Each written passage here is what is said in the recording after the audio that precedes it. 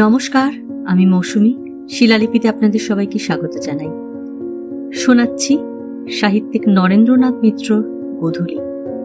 গল্প পাঠ ভালো লাগলে শেষে একটা লাইক দিয়ে যেতে ভুলবেন না।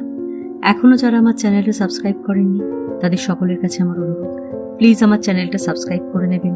পাশে যে বেল নোটিফিকেশনটা আছে সেটা অবশ্যই প্রেস করে দেবেন। আজ শোনাব উপন্যাসের দ্বিতীয় পর্ব। ইন্দু হৈমবতীকে তাঁদের ঘর দেখাতে লাগল। অনুপম গেল চিন্ময়কে সাহায্য করতে। ঘণ্টাখানেকের মধ্যে মোটামুটি সাধারণভাবে দুখানা ঘরে সব জিনিসপত্র একরকম করে জড়ো করে রাখা হলো। অনুপম বলল, এখন এই পর্যন্ত থাক, আজ তো সারাদিন ছুটি, ধীরে সুস্থে পরে সব গুছিয়ে নেওয়া যাবে। উপরে চলো চিন্ময়, একটু চা টা খেয়ে নাও। চলুন মাওইমা। দোতলায় নিজেদের শোবার ঘরে কুটুম্বদের নিয়ে গেল অনুপম। খাট, আলমারি, আয়না, ড্রেসিং টেবিলে ঘর প্রায় ভরা। ঘরের অনুপাতে জিনিসপত্রের বাহুল্যটা অস্বীকার করা যায় না, কিন্তু সেই সঙ্গে চিন্ময়ের চোখে পড়ল সব জিনিসই প্রায় যথাস্থানে পরিপাটি করে সাজানো গুছানো। বেশ একখানি নিপুণ হাতের ছাপ যেন সর্বত্র প্রচ্ছন্নভাবে রয়েছে। কেবল চারিদিকের দেওয়ালে ফটোর বহর দেখে একটু বিস্ময় লাগলো চিন্ময়ের। দেওয়ালের কোথাও কোনো ফাঁক নেই। গান্ধীজি, রবীন্দ্রনাথ থেকে শুরু করে নেতাজি, ক্যাপ্টেন লক্ষ্মীর সঙ্গে দু তিনটি বিখ্যাত সিনেমা অভিনেত্রীর ছবি দেওয়ালে পাশাপাশি স্থান পেয়েছে। সেই সঙ্গে মেয়েলি হাতের চারুশিল্প, মাছের আঁশে তৈরি স্বাগতম, অহিংসা পরম ধর্ম। তার পাশে অনুপম আর ইন্দুলেখার প্রথম যৌবনের যুগল প্রতিকৃতি। প্লেটে করে খাবার আর ধপধপে সাদা দামি কাপে তামাটে রঙের চা ভর্তি করে ইন্দুলেখা সামনে এসে দাঁড়ালো। তারপর স্মিত মুখে বলল, নাও। অনুপমের দিকে তাকিয়ে চিন্ময় একটু হেসে বলল, আপনি দেখছি খুব ছবির ভক্ত। আত্মপ্রসাদে অনুপম হাসল। ফটোগুলি আমি নিজে বেছে এনেছি, আর ঠিক যে জায়গায় যেটি মানায় আমি নিজের হাতে তেমনি করে সাজিয়েছি। ভালো হয়নি চিন্ময়? চিন্ময় চায়ের কাপে চুমুক দিয়ে তেমনি হেসে বলল, ভালোই তো। কিন্তু হাসি পরিমিত হলেও তার ভিতরে প্রচ্ছন্ন কৌতুকটুকু ইন্দুর চোখ এড়াল না। তার মুখও সামান্য আরক্ত হয়ে উঠল। অনুপমেরই শিল্পানুরাগ তার একান্তই নিজের। ইন্দুর ব্যক্তিগত পছন্দ অপছন্দের কিছুমাত্র প্রভাব এর মধ্যে নেই। দু চারখানা ফটো বাদ দিয়ে সাজাবার ধরনটা একটু অন্যরকম করতে চেষ্টা করেছিল ইন্দু, কিন্তু অনুপম তাতে কিছুতেই রাজি হয়নি। অথচ চিন্ময় হয়তো ভাবল অনুপমের এই গৃহসজ্জায় ইন্দুরও সমর্থন আর সহযোগিতা রয়েছে। ভাবুক। চিন্তাটাকে মন থেকে ঝেড়ে ফেলে ইন্দু স্নিগ্ধ একটু পরিহাসের সুরে বলল, খাবারটা নাও, হাত থেকে নিতে লজ্জা করছে নাকি? চিন্ময় চোখ নামিয়ে লজ্জিত স্বরে প্রতিবাদ করল, বাহ, লজ্জা করবে কেন? ইন্দুর স্মিত সুন্দর মুখের দিকে ফের একটু তাকিয়ে নিয়ে খাবার ভর্তি চীনামাটির সুন্দর সাদা ডিশটি হাতে তুলে নিল চিন্ময়। কেবল জল খাবার নয়, মধ্যাহ্নভোজনের নিমন্ত্রণটাও সেদিন অনুপমের ঘরেই মা আর ছেলেকে গ্রহণ করতে হল। খাওয়া দাওয়ার পরে আধ ঘণ্টাখানেক মাত্র বিশ্রাম করে নতুন ভাড়াটেদের গৃহস্থ করবার জন্য অনুপম ফের ব্যস্ত হয়ে পড়ল। গৃহস্থালী যেন চিন্ময়ের নয়, অনুপমের নিজেরই। এ যেন অনুপমের আর এক মূর্তি। পরনে নীল রঙের লুঙ্গি, সারা গা খোলা, হাতে হাতুড়ি। তার সেই বিলাতি বাবুগিরির চিহ্ন মাত্র নেই, কিন্তু এ বেশেও অনুপমকে বেশ মানিয়েছে। কোন ঘরের জানালার একটা পাল্লা আগের ভাড়াটের দুরন্ত ছেলেরা ভেঙে দিয়ে গেছে, সুইচ বোর্ডের কোন সুইচটায় গোলমাল আছে, অনুপম নিজেই লেগে গেল মেরামতের কাজে। কিছুতেই সে পিছপাও নয়, মোটামুটি রকমের হাতেখড়ি আছে সব বিদ্যায়। কিন্তু এসব ব্যাপারে চিন্ময় একেবারে ঠুটো জগন্নাথ। কিছুতেই সে হাত ছোঁয়াতে জানে না। তার ঘর দুখানা নিয়ে অনুপমের ব্যস্ততা দেখে সে যেমন বিব্রত হল, তেমনি অস্বস্তি বোধ করতে লাগল। দু একবার অনুপমকে সে বলল, অনুপম দা, এবার আপনি বরং একটু বিশ্রাম করুন, সব আমি ধীরে ধীরে ঠিক করে নেব।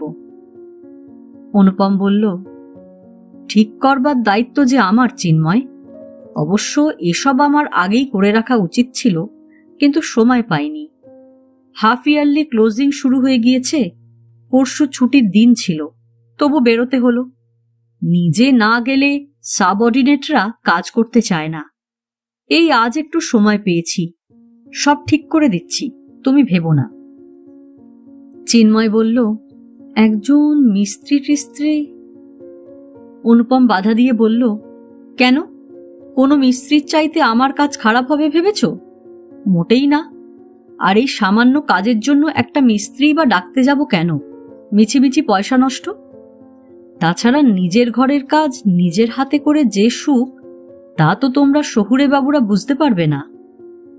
কিন্তু একবার যখন আমার আওতায় এসে পড়েছ ভায়া, বাবুগিরি বেশি দিন রাখতে পারবে না। এবার ধরো দেখি এই তারটা।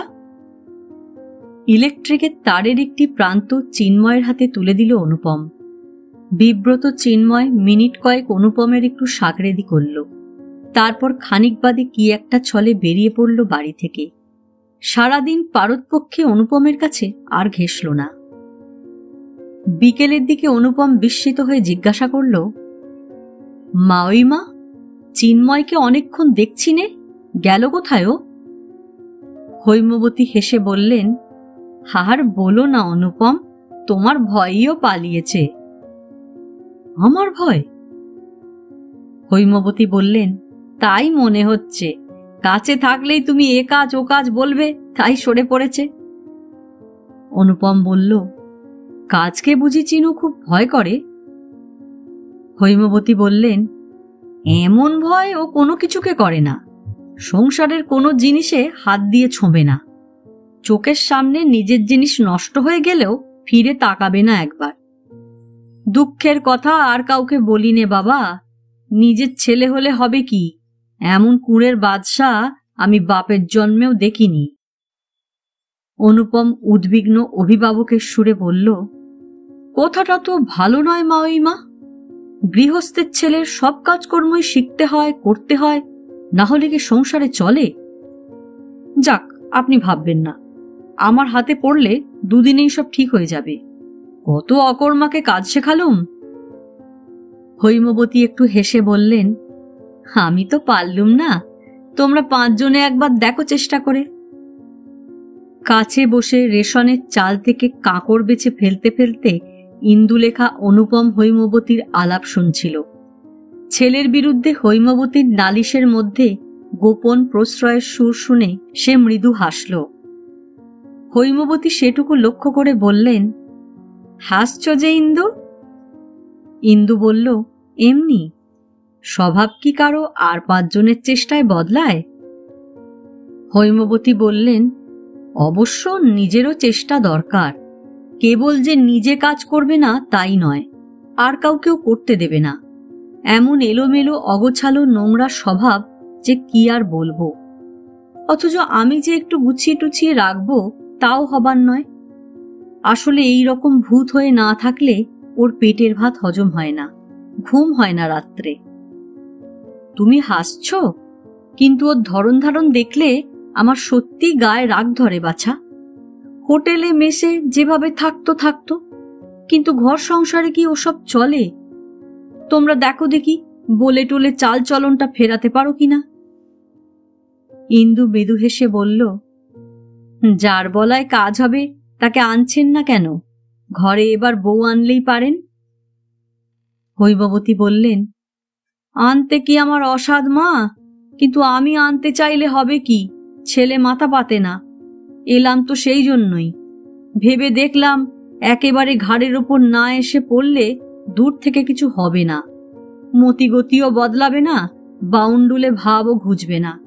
এবার কাছে থেকে দেখি চেষ্টা করে, তোমরাও একটু সাহায্য টাহায্য করো। ইন্দু তেমনি মৃদু হেসে বলল, সাহায্য করব বই কি মা। নতুন ভাড়াটে এনে যে চতুর্বর্গ ফল লাভের আশা করেছিল অনুপম, তার সফল হবার সমূহ কোনো লক্ষণই দেখা গেল না। চিন্ময় যেমন অমিশুক তেমনি অসামাজিক। দিন কয়েকের মধ্যে অনুপম যেচে বহুবার তার সঙ্গে আলাপ করতে গেছে, নিজের সুখ দুঃখের সুবিধা অসুবিধার খবর বলেছে, জিনিসপত্রের দুর্মূল্যতা নিয়ে আলোচনা করেছে। স্বাধীনতা পেয়েও যে লোকজনের সুখ স্বাচ্ছন্দ্য তেমন বাড়েনি তা নিয়ে অভিযোগ করেছে, কিন্তু চিন্ময়ের কাছ থেকে বিশেষ সাড়া পায়নি। আলাপ আলোচনায় যে সে খুব উৎসাহী নয়, এমনকি অনিচ্ছুক, সেটা 2-3 দিনের মধ্যেই বুঝতে বাকি থাকে না অনুপমের, এবং বুঝতে পেরে রীতিমতো ক্ষুণ্ণও হয়েছে।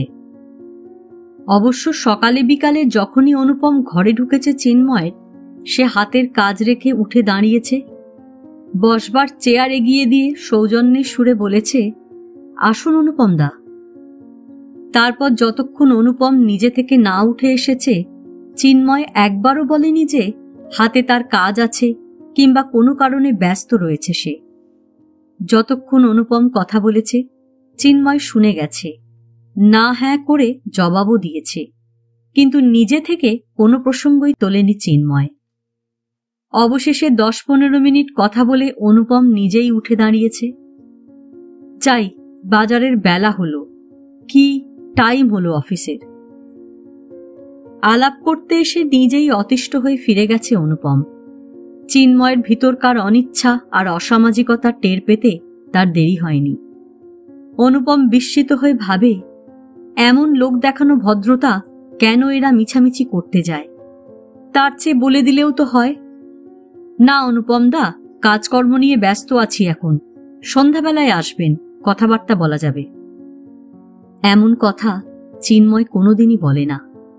অবশ্য সন্ধ্যাবেলায় তার অবসর নেই, সে তখন কলেজে পড়াতে যায়। ছুটির দিনেও চিন্ময় হয় ও সময়টায় বাসায় থাকে না, না হয় লেখাপড়া নিয়ে ব্যস্ত থাকে। তার ফুলের চারা দেখবার জন্য চিন্ময়কে একদিন ছুটির দিনে ডেকে নিয়ে গিয়েছিল অনুপম। 2-3 রকমের গোলাপ, চন্দ্রমল্লিকা, ক্রিসেনথেমাম অনুপম নতুন সংগ্রহ করেছে। 2-1টি ফুল সে নিজে থেকে চিন্ময়কে উপহারও দিয়েছিল, কিন্তু চিন্ময় তেমন উৎফুল্ল হয়ে ওঠেনি। অনুপম বুঝতে পেরেছে ফুল সম্বন্ধেও চিন্ময় আনাড়ি। গরমের দিন, ছুটির সন্ধ্যায় চিন্ময়কে খানিকক্ষণ ছাদে এসে গল্প করবার নিমন্ত্রণ করা সত্ত্বেও সে আসেনি। এরপর ছেলে মেয়েদের পড়াশোনাটা দেখিয়ে দেওয়ার কথা পারতে অনুপমের ভরসা হয়নি। অবশ্য অনুপম জানে যে জোর করে যদি বলে চিন্ময় কিছুতেই না করতে পারবে না, তবু অনুরোধ করতে ইচ্ছা হয়নি। এই নিয়ে স্ত্রীর সঙ্গে তার একটু আলাপও হলো রাত্রে। খেয়ে দিয়ে অনুপম শুয়ে পড়েছে ফ্যান খুলে দিয়ে। ছেলে মেয়ে দুটি পাশের ঘরে ঘুমোচ্ছে। ইন্দু রান্নাঘরের পাট চুকিয়ে দিয়ে একখানা বই পড়ছিল। অনুপম কিছুক্ষণ এপাশ ওপাশ করে বলল, আহ, আবার বুঝি নতুন নভেল শুরু করলে? নভেল নয়, একখানা ভ্রমণ কাহিনী। কিন্তু স্কুল কলেজের পাঠ্য বহির্ভূত সব বই অনুপমের কাছে নভেল। ইন্দু বইখানার প্রকৃতি ব্যাখ্যা করার চেষ্টা না করে সংক্ষেপে বলল, 2-4 মিনিট চুপ করে অনুপম আবার বলল, সারাদিন খেটেছ, এবার একটু বিশ্রাম করো এসে। রোজ রোজ কি যে এত পড়ো, সারা জীবন ধরে বই পড়লে তবু শখ মিটল না। অথচ সব নভেলেই তো প্রায় একই লেখা থাকে, নায়কের সঙ্গে নায়িকার মিল না হয় বিচ্ছেদ, নতুন কি আছে বলতো? এই অভিযোগ অনুপমের আজই প্রথম নয়। ইন্দু তর্ক করবার চেষ্টা না করে মৃদু হেসে বলল, তা তো ঠিকই। অনুপম বলল, তাছাড়া কেবল এক রাজ্যের বই পড়লেই লোকে যে মানুষ হয় তা নয়, তার একটা দৃষ্টান্তও দেখলুম এবার। ইন্দু বুঝতে পারছিল অনুপম কার কথা বলছে, তবু বলল, কি রকম? অনুপম বলল, এই ধরো নিচের চিন্ময়, দিন রাত দৌড়ে খিল দিয়ে বই নিয়েই আছে, কিন্তু না, যেমন ভেবেছিলুম তেমন নয়। ইন্দু খোঁচা দেওয়ার ভঙ্গিতে বলল, আমি তো তখনই বলেছিলুম নিজের কুটুম্ব, নিজে দেখে শুনে এনেছ, আমার কথা তো শুনলে না তখন। অনুপম নিজের নির্বাচনের যোগ্যতা সম্বন্ধে ফের সচেতন হয়ে উঠল। হ্যাঁ, তোমার কথা শুনলেই হয়েছিল আর কি। এক পাল লোক এসে একতলাটা একেবারে বাজার করে ছাড়ত। তার চেয়ে এই বেশ হয়েছে। সারা শব্দটি পর্যন্ত নেই, কত শান্তি।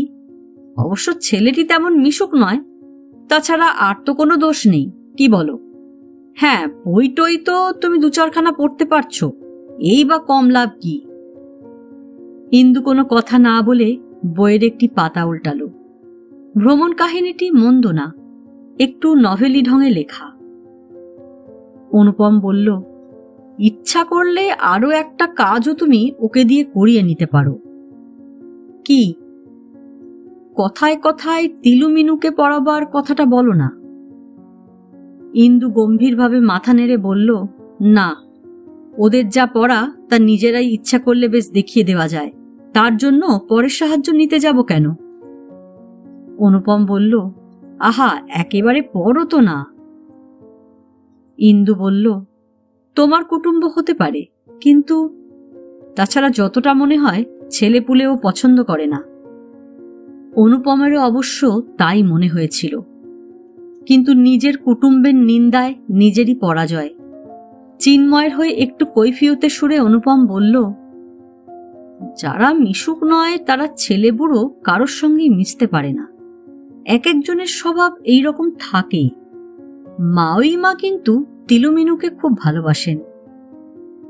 ইন্দু অস্বীকার করল না, বরং একটু হেসেই বলল, তিলু আর মিনু তো তাঁর রীতিমতো ভক্ত হয়ে গেছে। গল্প শোনে, সঙ্গে করে গঙ্গা স্নানে নিয়ে যায়, বেশিরভাগ সময় তো তাঁর কাছেই আজকাল থাকে ওরা। হৈমবতীর সম্বন্ধে কোনো অভিযোগ নেই অনুপমেরও। ছেলের অসামাজিক ব্যবহার তিনি সুদে আসলে পুষিয়ে দিয়েছেন। অবসর পেলেই অনুপমদের খোঁজ খবর নিতে আসেন, তিলুমিনুদের আদর করেন, তাদের 2-একটা আবদার মেটান। এর আগে নিরামিষ তরকারি অনুপমের মুখে রুচত না, কিন্তু হৈমবতীর নিজের রাঁধা 2-একটি তরকারি বাটিতে করে প্রায় পাঠিয়ে দিতে থাকায় অনুপমের প্রায় রুচি ফিরে আসবার জো হয়েছে। প্রথম প্রথম ভয় ভয় ভদ্রতা করে একটু একটু মুখে দিত অনুপম, কিন্তু মুখে দিয়ে আজকাল বেশ ভালোই লাগে। নিরামিষ সত্যি ভারী চমৎকার রাঁধেন আপনি। মাছ ছাড়া যে কোনো খাদ্য আছে এ আমি আগে বিশ্বাসই করতাম না। কিন্তু এ তো ভারী অন্যায়, আপনি রোজ রোজ এসব পাঠান কেন?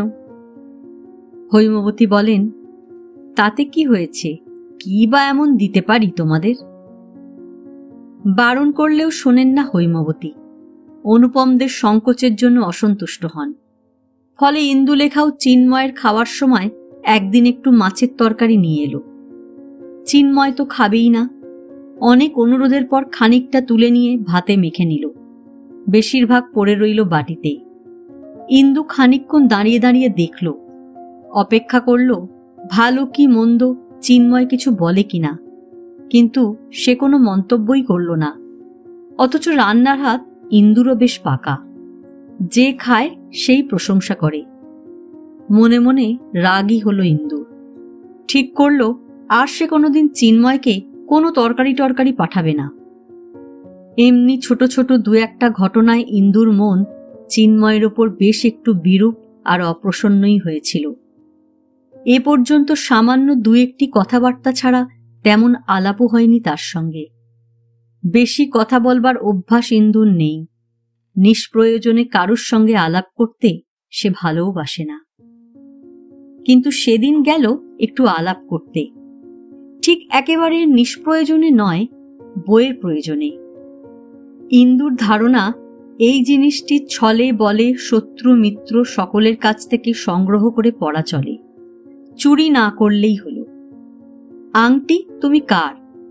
যার হাতে আছি। বইও তেমনি, যে পড়ে তখনকার মতো বই তো তারই। বই পড়বার সময় মালিকের কথাও মনে থাকে না, লেখকের কথাও নয়। যে পড়ে আর যাদের কথা পড়ে বইতে তারাই তো সব। দিন 2 হলো পড়বার মতো বই নেই হাতে।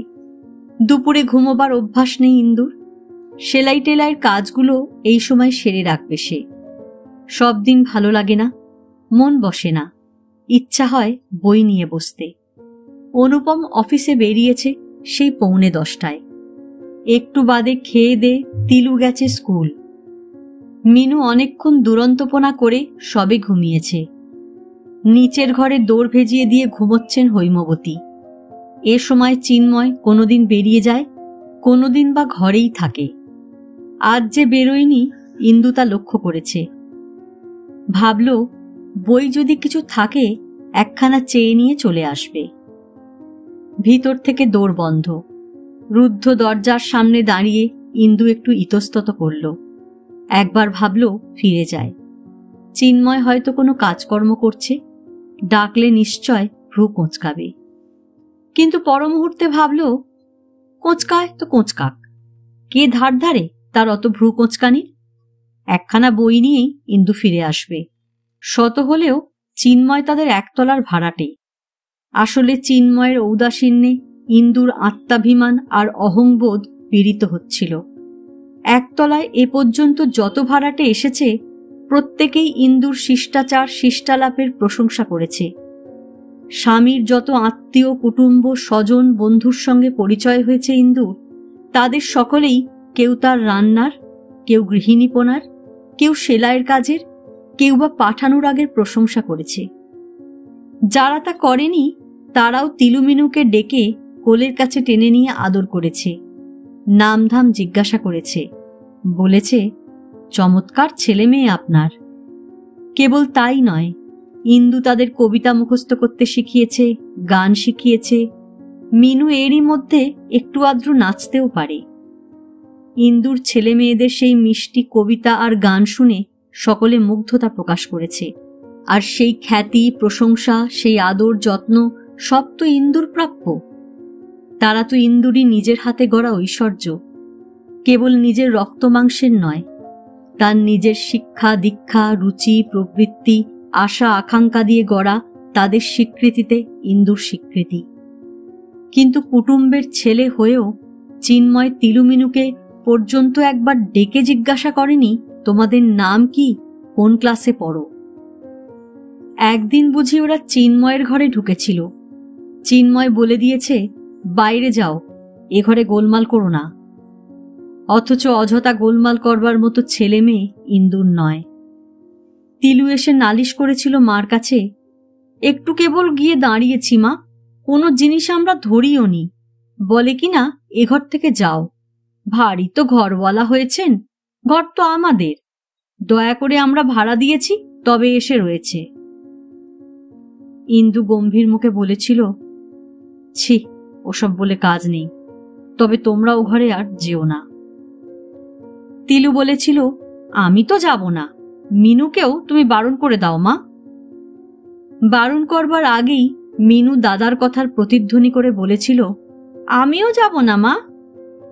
ইন্দু একটু হেসে বলেছিল, হ্যাঁ, যতক্ষণ না সেধে ডেকে আদর করে না নেবে ততক্ষণ কেউ তোমরা যাবে না। তিলু বলেছিল, সাদলেও যাব না, বয়ে গেছে আমাদের যেতে। তখনকার মতো ইন্দুও সেই প্রতিজ্ঞাই করেছিল। কিন্তু আজ দুপুরে তার মনে হলো একখানা বইয়ের খোঁজে মিনিট খানেকের জন্য গেলে প্রতিজ্ঞাভঙ্গ হবে না।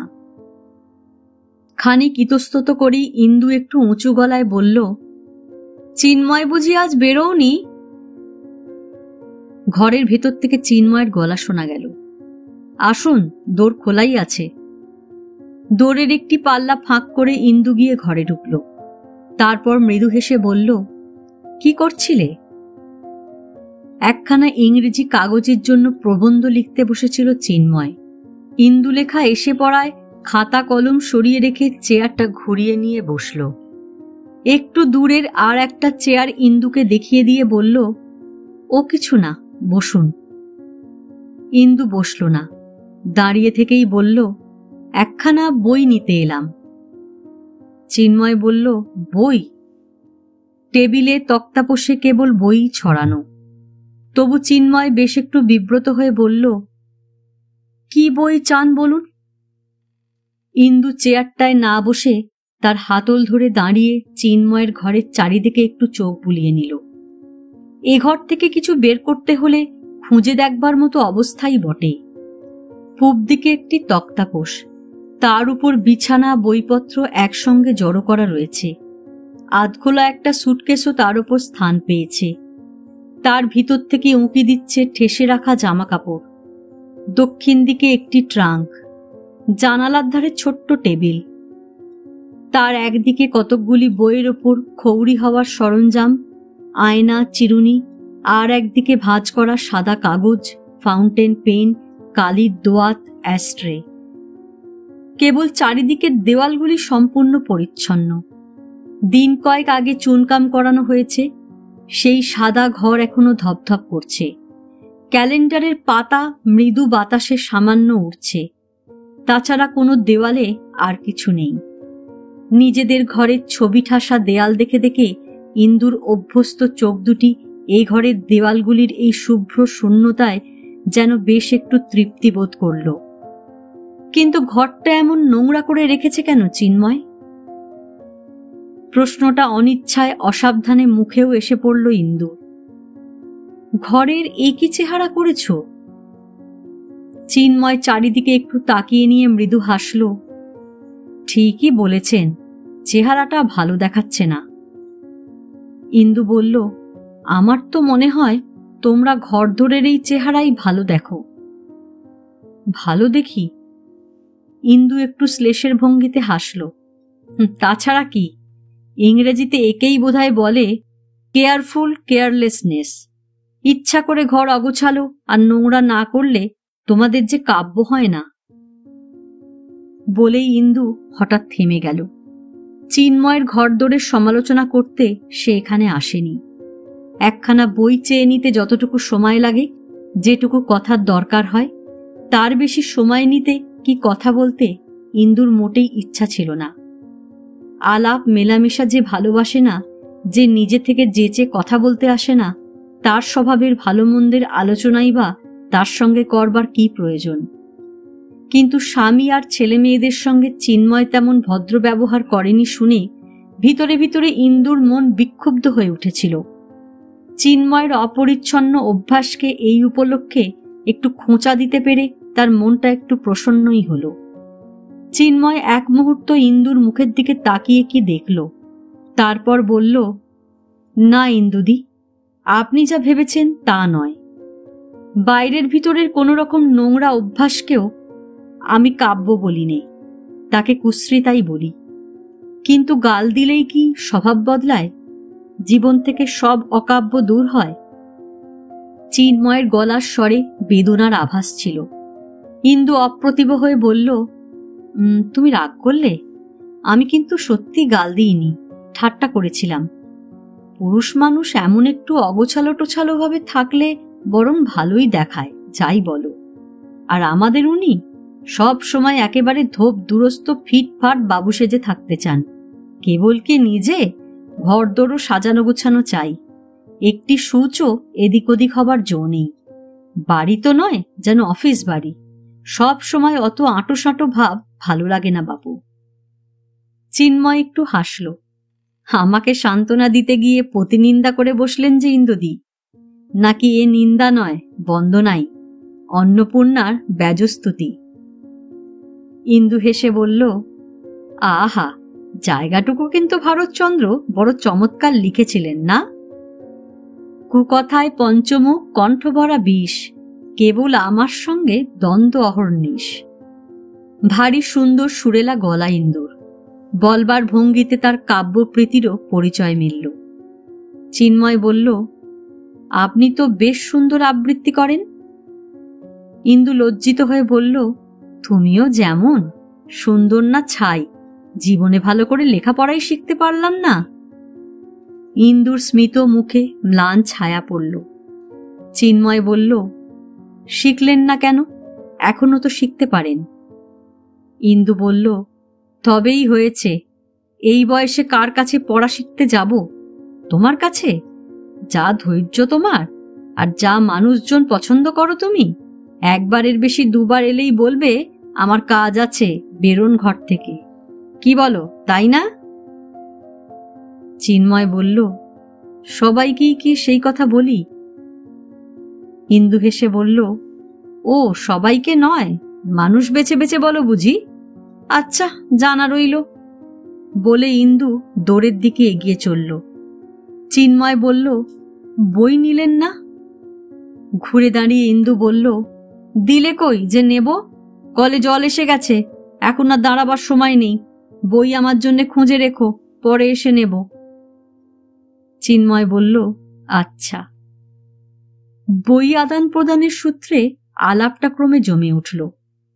অবশ্য আলাপ করবার সময় ইন্দুর কম। সকালের রান্না খাওয়া শেষ করতে করতে দুপুর গড়িয়ে যায়।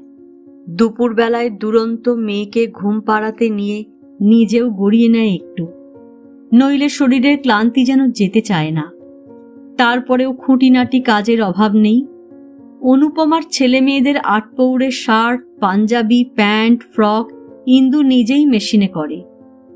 তাছাড়া পাড়াপড়শির দু একটা ফরমায়েশও মাঝে মাঝে সরবরাহ করতে হয়। সংখ্যায় কম হলেও নিজের সায়া, সেমিজ, ব্লাউজও লাগে কিছু। তার ফলে প্রায় প্রতি সপ্তাহেই মেশিনটা চালু রাখতে হয়। এসব কাজ করে সাধারণত দুপুরবেলায়। কেবল দিন দুপুরে নয়, রাত দুপুরেও। বিকেলবেলায় কলে জল আসার সঙ্গে সঙ্গে বৈকালিক পর্ব শুরু করতে হয়। ঠিকে ঝি বাসন্তী অবশ্য বাসন মাজে, জল তোলে, কয়লা ভাঙে। তবে ইন্দুর থাকতে হয় সঙ্গে সঙ্গে। ইন্দুর হাত কম তাড়াতাড়ি চলে না। কিন্তু দিনের পর দিন কাজও যেন পাল্লা দিয়ে বেড়ে চলে। তবু এরই ফাঁকে দুপুরের পরে প্রায় রোজই কিছুক্ষণের জন্য আলাপ আলোচনার সময় হয়ে উঠতে লাগল। বহুদিন ধরে স্বামী আর ছেলে মেয়ের খাওয়া পড়া, শোয়া ঘুমানোর স্বাচ্ছন্দ্যদান ছাড়া ইন্দুর আর কোনো কাজ নেই, চিন্তা নেই। অনুপমের সঙ্গে যেসব আলাপ আলোচনা হয়, ঘুরে ঘুরে তাও ওই সব বিষয়ের এলাকায় এসে পড়ে। তিনুয়ার মেনু বেশি মিষ্টি খায়। অনুপম নিজেও বড় কম খায় না। তবু চিনি পুরোবার দিন যে দাম্পত্যালাপ শুরু হয়, তার মধ্যে শর্করার ভাগ খুব বেশি থাকে না। কিন্তু হঠাৎ একতলার ঘরে চিন্ময়ের মধ্যে এমন একটি লোকের সাক্ষাৎ পেল ইন্দু, যার সঙ্গে চাল, ডাল, তেল, কয়লার আলোচনা করবার জো নেই। ওসব স্থূল বস্তুতে চিন্ময়ের ভারী অনাসক্তি। কিন্তু তাই বলে ইন্দুর যে তেমন আক্ষেপ দেখা গেল তা নয়। বরং মুখ বদলাতে পেরে মনে মনে সে খুশিই হল। আর সেই খুশির আভাসটা মুখেও একেবারে অপ্রকাশিত রইল না। চিন্ময়ের দোষের অভাব নেই, ইন্দু সে কথা মনে মনে স্বীকার করল। চিন্ময় অসামাজিক, কারো সুখ দুঃখ, অসুখ বিসুখের খবর রাখে না। তিলু যে দুদিন জ্বরে ভুগল, একবারও তার খোঁজ নেয়নি চিন্ময়। তাছাড়া ভিতরে ভিতরে চিন্ময় অহংকারী। এমনকি নিজের দোষ, ত্রুটি, অক্ষমতাগুলিকেও যেন পঙ্গু সন্তানের মতো চিন্ময় গোপনে লালন করে, প্রশ্রয় দেয়। দোষের সীমা নেই চিন্ময়ের। এসব কারণে ইন্দুর মন ওর উপরে ভারী বিমুখ হয়ে পড়ে। কিন্তু চিন্ময়ের এই ঘরে ঢুকবার সঙ্গে সঙ্গে ইন্দুর সে কথা যেন মনে থাকে না। চিন্ময়ের কাছে যেন সত্যি ওসব কিছু আশা করবার নেই। অবশ্য চিন্ময়ের মতামত, ভাবনা, ধারণার সঙ্গে ইন্দুর যে সবসময় মিল হয় তা নয়, বরং বেশিরভাগ সময় হয় না। কিন্তু তাতে কি? তর্ক করবার জন্য তো একজন লোকের দরকার। দু তিনখানা বাংলা ছোট গল্পের বই জমেছিল ইন্দুর কাছে। চিন্ময়কে বইগুলো সেদিন ইন্দু দুপুরবেলায় ফেরত দিতে এলো নিচের ঘরে। ঘরখানা ঠিক আগের মতো অগোছালো নেই। টেবিলে, র্যাকে বইগুলি মোটামুটি গুছানো। বাক্স তোরঙ্গগুলি তক্তাপোষের তলায় স্থান পেয়েছে। উপরে ধপধপ করছে ফর্সা চাদর। ইন্দু অবশ্য তক্তাপোষের দিকে গেল না। চেয়ারটা টেনে তাতে বসে পড়ে বলল, বাহ, ঘরদোরের চেহারা এর মধ্যেই বেশ ফিরেছে দেখছি। চিন্ময় বলল, ও, কেবল ঘরদোরের চেহারার দিকেই লক্ষ্য বুঝি আপনার? ইন্দু বলল, তাছাড়া কি, ঘর সংসারের চাইতে আর কি বড় জিনিস আছে আমাদের? কথাটায় কেমন একটু যেন শ্লেষ আর বিষাদের সুর এসে লাগলো, যেন বৃহত্তর কিছু থাকলেই ভালো হতো। চিন্ময় প্রসঙ্গান্তরে যেতে চেষ্টা করে বলল, যাকগে, গল্পের বইগুলি কেমন লাগলো বলুন। ইন্দু বলল, লাগলো একরকম। ভালো উপন্যাসটা যদি কিছু থাকে এবার তাই একখানা দাও। চিন্ময় হেসে বলল, মানে অনেকগুলি গল্প নয়, 300-400 পৃষ্ঠাব্যাপী একটা প্রকাণ্ড গল্প। ছোট গল্পের তুলনায় যে কোনো প্রকাণ্ড গল্পই বোধহয় আপনার বেশি ভালো লাগে। ইন্দু খোঁচাটা হজম করে স্বাভাবিকভাবে বলল, হ্যাঁ, ছোট ছোট গল্পের চাইতে উপন্যাসই বেশি ভালো লাগে আমার, তা অস্বীকার করব কেন? চিন্ময় বলল, এ স্বীকৃতি অবশ্য পাঠিকা সুলভ, পাঠিকা মাত্রেই লম্বা গল্পের ভক্ত। ইন্দু বলল, কেবল পাঠিকা কেন? সেদিন তো বলছিলে সাধারণ পাঠকেও গল্পের চাইতে উপন্যাস বেশি পছন্দ করে, বিক্রিও উপন্যাসই বেশি হয়।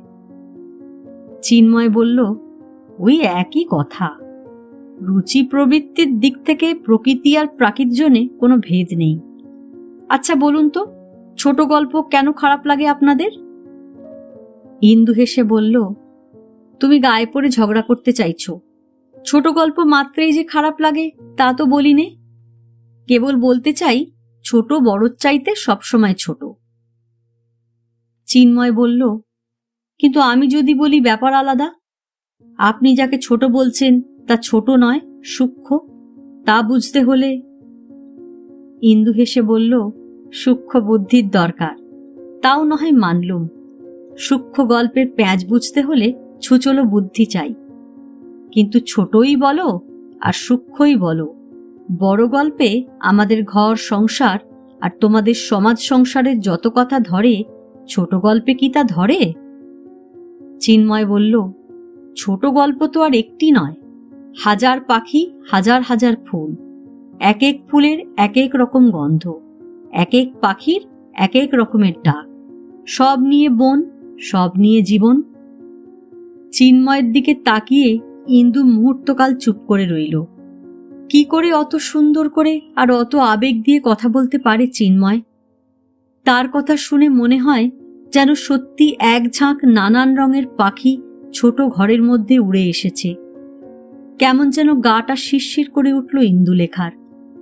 খানিক বাদে একটু ভেবে নিয়ে ইন্দু বলল, তোমার মতো অত গুছিয়ে বলি এমন সাধ্য নেই, কিন্তু তোমার কথাই না হয় ধরলুম, তাতেই বা কি? গুনতিতে হলোই বা ফুল আর পাখি হাজার হাজার, লাখ লাখ, তবু প্রকৃতিতে পাখি তো পাখি, ফুল তো আর ফুল ছাড়া কিছু নয়। কিন্তু প্রকাণ্ড একটা বন কি কেবল ফুল আর পাখিতেই ভরে? চিন্ময় একটুকাল চুপ করে চেয়ে রইল ইন্দুর দিকে, তারপর বলল, ভরে কিনা জানি নে, কিন্তু এবার আপনিও ভারী সুন্দর কথা বলছেন। প্রশংসাটা কেবল মুখের কথা নয়, চোখের দৃষ্টিতেও যেন ফুটে উঠতে চাইল চিন্ময়ের। ইন্দুর সারা মুখে মুহূর্তের জন্য লজ্জার আভা ছড়িয়ে পড়ল। চোখটা একটু নামিয়ে নিয়ে বলল, সুন্দর না ছাই? আমার ইচ্ছে করেই। তারপর ইচ্ছে করেই হঠাৎ স্বামীর প্রসঙ্গ এনে বলল, তোমাদের ডেফিনেশনে তোমার অনুপম দাও বোধহয় প্রাকৃতজন, কিন্তু একটা দিক থেকে তোমার সঙ্গে তার মিল আছে, তিনিও বড় উপন্যাস পছন্দ করেন না। কৌতুক আর কৌতূহলে মেশানো সুরে চিন্ময় বলল, তাই নাকি? কেন? ইন্দু মুখ টিপে হাসল, আমার শেষ করতে দেরি হয় বলে। চিন্ময় হাসল, হো, তাই বলুন। ইন্দু বলল, কেবল তাই নয়, বড় উপন্যাসকে কি করে ছোট গল্পের মতো তাড়াতাড়ি শেষ করা যায় সে সম্বন্ধেও তিনি মাঝে মাঝে আমাকে উপদেশ দেন। চিন্ময় বলল, তাই নাকি? উপদেশটা বলুন তো, হয়তো আমারও কাজে লাগবে। স্বামীর কথা মনে পড়ায় ইন্দু একটু সস্নেহ কৌতুক বোধ করল। স্নিগ্ধ কৌতুকের হাসি তার পাতলা রক্তাভ ঠোঁটেও ফুটে উঠল একটু। ইন্দু বলল, উপদেশ হচ্ছে এই, বই আগাগোড়া পড়বার দরকার কি? গোড়ার খানিকটা পড়ো আর শেষের খানিকটা, তাহলেই তো ব্যাপারটা সব বোঝা যাবে। চিন্ময় কৃত্রিম গাম্ভীর্যে বলল, কৌশলটা বোধহয় তিনি সাময়িক পত্রের সমালোচকদের কাছ থেকে শিখেছেন। ইন্দু বলল, কোনো সমালোচকের সঙ্গে তার বন্ধুত্ব আছে বলে তো জানি নে। কৌশলটা তার নিজেরই বের করা। নিজেই অনেকদিন গল্প করেছেন, কলেজে যখন পড়াতেন তখন কোন এক প্রফেসর নাকি বাইরের বই পড়বার জন্য খুব চাপ দিয়েছিলেন। ক্লাসের মধ্যে দাঁড় করিয়ে জিজ্ঞেস করতেন, অমুক বই পড়েছ, তমুক বই পড়েছ? চিন্ময় বলল, তারপর? ইন্দু মুখ কুঁচকে হাসল। তারপর আর কি, উনিও বই পড়া শুরু করলেন। সপ্তাহে ৩-৪ খানা। লাইব্রেরিয়ান অবাক, ছেলেরা অবাক, প্রফেসর অবাক। একদিন সেই প্রফেসর মুখ ফুটে জিজ্ঞেস করলেন, ব্যাপার কি, তুমি এমন বইয়ের ভক্ত হলে কবে থেকে? তোমার অনুপম দা ভ্রু কুঁচকে জবাব দিলেন, কেন স্যার, স্পোর্টসের ছেলেদের কি বই পড়তে নেই? তারা কি চাঁদা দেয় না লাইব্রেরি ফান্ডে? প্রফেসর আর কিছু বলতে সাহস পেলেন না। চিন্ময় হাসতে লাগল। একটু বাদে বলল, অনুপম দা কিন্তু আপনার বিদ্যানুরাগের খুব প্রশংসা করেন। ইন্দু লজ্জিত হয়ে বলল, সেদিনের কথা বলছো বুঝি তুমি? সেদিন ছিল অনুপমের ছুটির দিন। আসবার সময় ইন্দু স্বামীকে নিজেই সঙ্গে করে ডেকে এনেছিল। দেখবে চলো, তোমার একতলার গৃহবাসী ভাড়াটেকে মেজে ঘষে কিরকম দোতলার সামাজিক মানুষ করে তুলেছি। অনুপম বলেছিল, তাই নাকি? তোমার কীর্তিটা তো দেখতেই হয় তাহলে। বিকেলের দিকে চিন্ময়ের ঘরেই সেদিন চায়ের আসর বসেছিল। হৈমবতী চা খান না, খাওয়াতেও তেমন ভালোবাসেন না। মিষ্টান্ন রেঁধেছিলেন কুটুম্বের জন্য। টেবিল রাখে চিন্ময়ের বইপত্র দেখে অনুপম সেদিন বলেছিল, যা হোক, তোমাদের মিলেছে ভালো। তুমিও যেমন বইয়ের ভক্ত, তোমার ইন্দুদিও তেমনি। চিন্ময় বলেছিল, ইন্দুদি বুঝি খুব পড়তে ভালোবাসেন? অনুপম বলেছিল, ভালোবাসেন মানে? যদি বইয়ের মধ্যে পোকা হয়ে ঢুকে থাকতে পারত তাহলে ওর আরো সুবিধে হতো। চিন্ময় নিঃশব্দে হেসেছিল। অনুপম বলেছিল, বাংলা ভাষায় এমন কোনো বই নেই যাও না পড়েছে। ধারের কাছে যত লাইব্রেরি আছে সব শেষ করে তবে শান্তি। স্বামীর অতিশয়োক্তিতে ইন্দু লজ্জিত হয়ে বলেছিল, কি যে বলো, সব বই কেউ পড়তে পারে?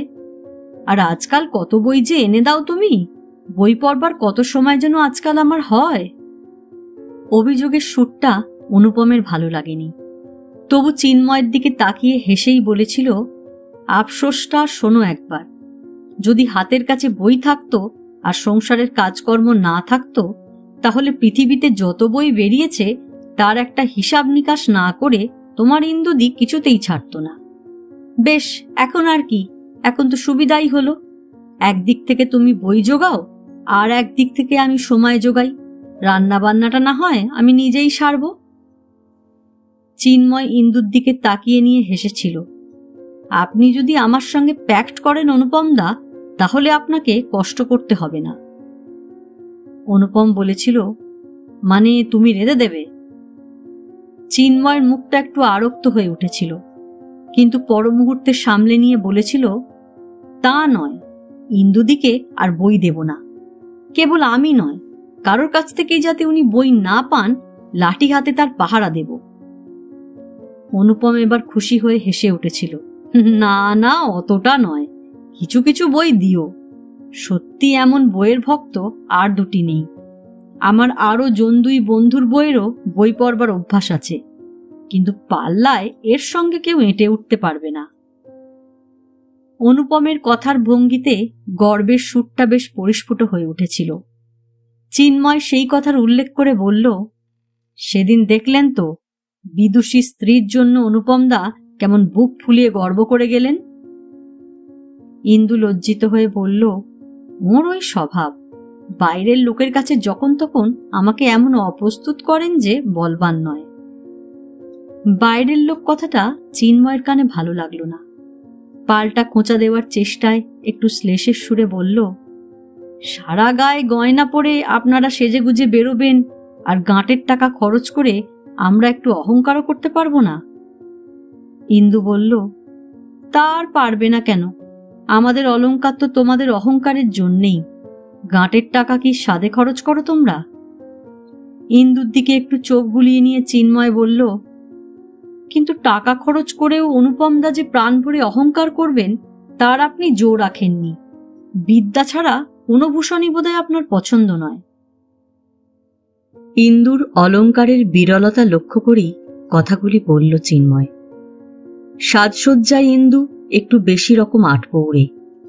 সাধারণ একখানা চওড়া খয়েরি পেরে সাদা খোলের শাড়ি ইন্দুর পরনে, হাতে শাঁখার সঙ্গে দুগাছা করে চুড়ি, গলায় সরু একটু হার চিকচিক করছে, আর কানে লাল পাথর বসানো ফুল। কেবল ঘরেই নয়, বাইরে বেরোবার সময়ও ইন্দুর বেশবাসের বিশেষ পরিবর্তন হয় না, তাও চিন্ময় লক্ষ্য করেছে। সেদিন কোনো এক আত্মীয় বাড়িতে বিয়ের নিমন্ত্রণ খেতে যাওয়ার সময় দুজনের দাম্পত্যালাপ সামান্য একটু কানে এসেছিল চিন্ময়ের।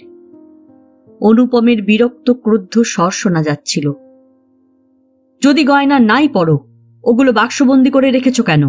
মরবার সময় কি সঙ্গে নিয়ে যাবে?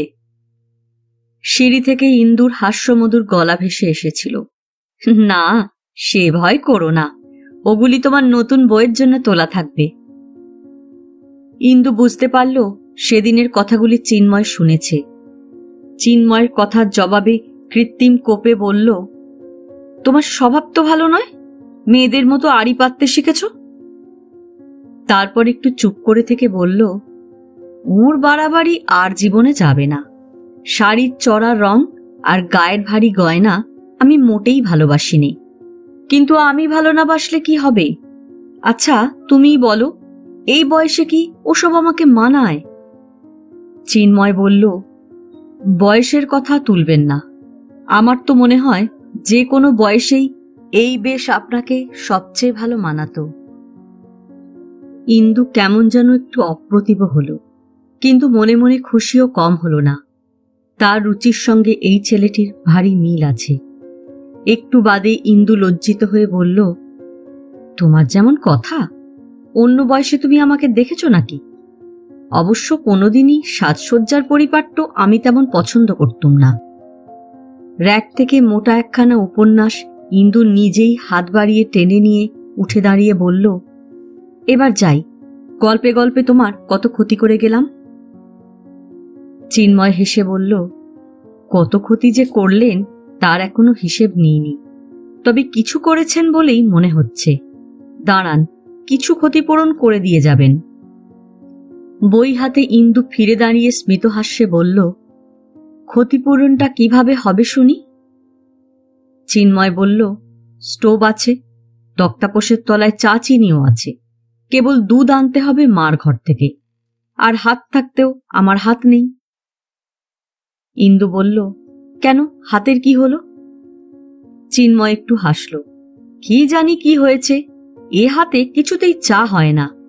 তবু একবার চেষ্টা করে দেখেছি, ভাবছি আর একবার। ইন্দু হেসে বলল, দরকার নেই আর একবার। মা সেদিন বলেছিলেন কবে নাকি তুমি একবার স্টোভ জ্বালতে গিয়ে হাত পুড়িয়েছিলে। ফের যদি পড়ে নিশ্চয়ই আমায় দোষ দেবেন। চা তৈরির আয়োজনে লেগে গেল ইন্দুলেখা। পাশের ঘরে হৈমবতী ঘুমোচ্ছিলেন। স্টোভের শব্দে জেগে উঠে বিরক্তির সুরে বললেন, এই ভর দুপুরে স্টোভ জ্বালাতে বসল কে, চিনো বুঝি? ইন্দু সাড়া দিয়ে বলল, না মা, চিনু নয়, আমি, ভয় নেই আপনার। হৈমবতী ও ঘর থেকে বললেন, এই অসময়ে আবার বুঝি চায়ের বায়না ধরেছে? চা খেয়ে মিছিমিছি শরীর নষ্ট, ইচ্ছায় কি পেট ভরে ভাত খেতে পারে না? বেশি আশকারা দিও না ইন্দু। দোতলার ঘরে মিনুরও দিবানিদ্রা ভেঙে গিয়েছিল। সিঁড়ি বেয়ে নেমে এসে চিন্ময়ের ঘরের সামনে দাঁড়ালো। কি করছো মা, কি হবে? ইন্দু হঠাৎ ধমক দিয়ে উঠল মেয়েকে। আহ, তুমি আবার এখানে এলে কেন? যাও, ঘরে যাও শিগগির। আকস্মিক ধমকে মিনুর ঠোঁট ফুলে উঠল। বেশ, যাচ্ছি, আর কিন্তু ডাকলেও আসবো না, তা বলে দিলাম। বলে মিনু এক ছুটে চলে গেল সেখান থেকে। চিন্ময় বলল, কেন মিছিমিছি ধমক দিলেন? এখানে ডাকলেই হতো। ধমক দিয়ে ইন্দুও কম অপ্রস্তুত হয়নি। সত্যি মিনু কেবল দোরের পাশে এসে দাঁড়িয়েছিল, আর তো কোনো দুষ্টুমি করেনি। ওকে অমন করে না তাড়ালেও হতো।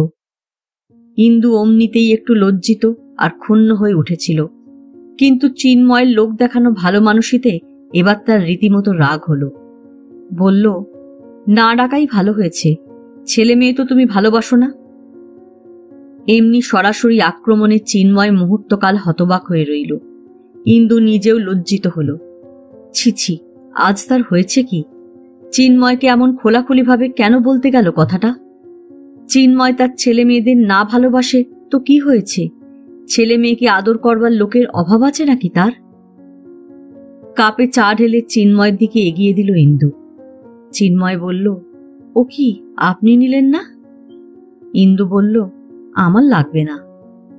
চিন্ময় বলল, না না, সে কি হয়, তাহলে আমার কাপড় রইল। চিন্ময় জবরদস্তিতে বিরক্ত হয়ে ইন্দুর নিজের কাপেও খানিকটা চা ঢেলে নিল।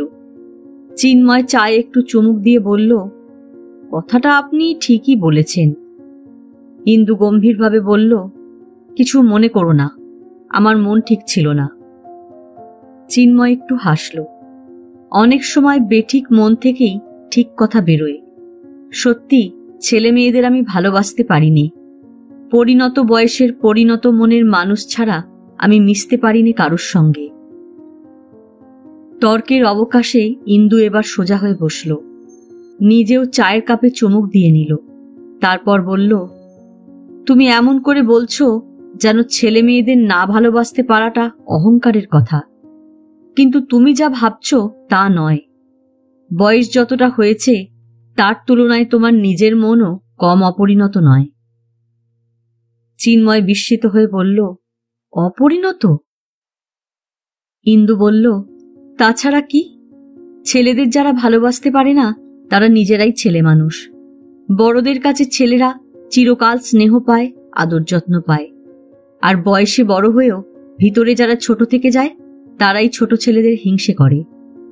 বেশ একটু ঝাঁঝ ফুটে উঠল ইন্দুর কথায়। চায়ের কাপ রেখে সে এবার উঠে দাঁড়াল।